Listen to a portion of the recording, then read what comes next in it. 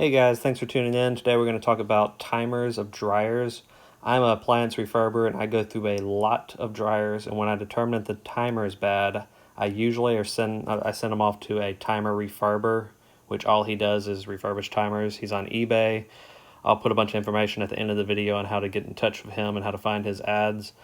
But he refurbishes a lot better than I used to, and it saves me a whole lot of time, and he's fairly cheap. I think he's $29 and $5 shipping, and it's pretty much worth it for me to do that. There are some videos out there if you want to look up for someone to actually break down a timer, add some material to what's messed up, sand down some points if the points aren't completely melted away. But for the most part, I see a lot of timers that the points are really bad messed up, and I don't think they would last long if you sanded them down, and the more you sand them down, the less they're going to want to press together. But if you stay tuned till the end of the video, I'll show you a before and after of what his timers look like when he sends them back to me. These timers come off in a couple different ways. This one, you have to remove the head, which isn't that hard to do, and squeeze these guys to remove it. These plugs only go on one way, so I'll unhook all these. You don't normally have to unhook them, but I already know it's bad and I'm about to ship it to a refurber that's going to fix it for me. And to get this off, if you have to, sometimes you don't, you can take a flathead and push up underneath here, or better, you can take a putty knife, like I did, and push it up underneath there, and this will push forward a little bit and the head will come up a little bit, and you can take the head off of the whole unit. So I took this and I opened it up already. It's going to be 2 screws that are holding the motor on, hold the front cap in as well. So after you take these 2 screws for the motor off, this will come open. And here's the last thing that could be wrong. You'll look in here and see if, let me see if I can get the camera focused. See if any of these connections are messed up. And if you look, this one is messed up right here. And it's hard to tell.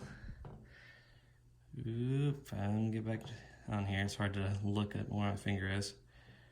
All right, it's hard to tell, but there's actually some soot against this wall, and these connections are slightly melted.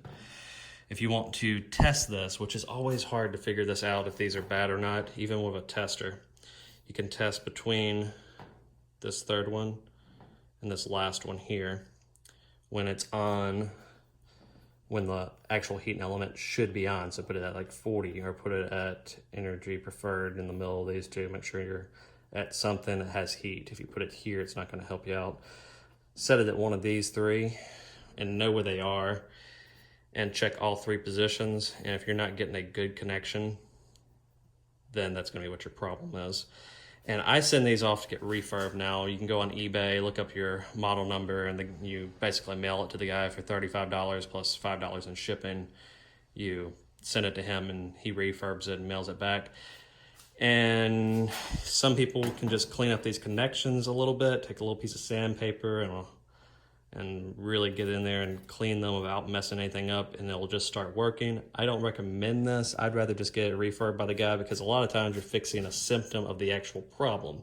This may work. You can give it a try, see if it works for a long period of time. A lot of times it'll just work for a little while, and then it'll do it again because you're fixing the symptom and not the problem. The problem usually, at least in my thought of what's going on here, are these plastic pieces. There's 3 of them, and they'll wear a groove into the little V that the timer runs around. And this timer's been used so much that it wears a little groove, and it's not pushing because it has a groove in it as hard against these pieces that are pushing together and creating the connection. So when it's not pushing quite as hard, it's creating sparks in between them. It's not making a good connection. The same as what we were talking about with the terminal block overheating. These will overheat and melt a little bit, just like they are now. So when I get them refurbed, he has all this cleaned up, and I've never noticed that these are worn afterwards. So I'm thinking he has a way to replace these. Here's the information on the person I get my timers refurbed by. And the next cheapest timer on there was something like $80. I'll put a picture of it, so just sort it by price, and he's usually always the cheapest one on there. Also, because it's a service that you're getting through eBay, it's kind of weird. He has you message him and make sure you understand that he's not just going to mail you a timer without you mailing yours in to him to repair first. So just read the description on the eBay ad. You'll get it. But the first time I did it was a little bit strange. Just giving you a heads up. It's been about a week, and I've got the timer back to me. And yeah, it works perfectly. And let's go over a couple things of what the refurbisher has done, which he's done a very good job. I'm not putting him down anyway. He's I'm sure got a lot of different parts, because this timer has been redone. Like, I was thinking he was just going to clean up some connections. When I actually checked it, the connections are new, all those connections that were burned up. But I noticed that in the old timer I sent out, everything's the same as far as what the number is, and usually this B is referring to what the center actual timer, plastic timer is. But this 1316 is 1317, and this T2 was a T1, which I don't know what these numbers mean down here. They probably doesn't make any difference, but that means that he has this part. He has a bunch of these, and I'm sure they're different dates and stuff. They're going to make those numbers slightly different, but that's why it looks so great, and that's why I'm using a refurber instead of trying to refurb it all myself. I'm gonna guess this plate on top is also new because it looks very, very clean. All right, but I'm gonna open it up and take some close-up pictures. Video's not gonna do it justice, and we can compare it to what it looked like before. Okay, here's the before and here's the after, and you can see those points are all brand new where they meet. They're not been used at all, it looks like to me. But you can see he's also kind of messed with this piece right here, and this is where I think the weak point is on all these dryer timers, why those points originally will burn up because they're not pressing hard enough.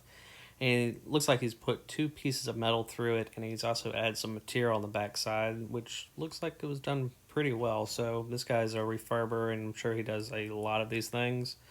So this will probably work for much longer. But that's it for this video, guys. If you have any questions, please put them down in the comments below, and please like and subscribe. It really helps the channel.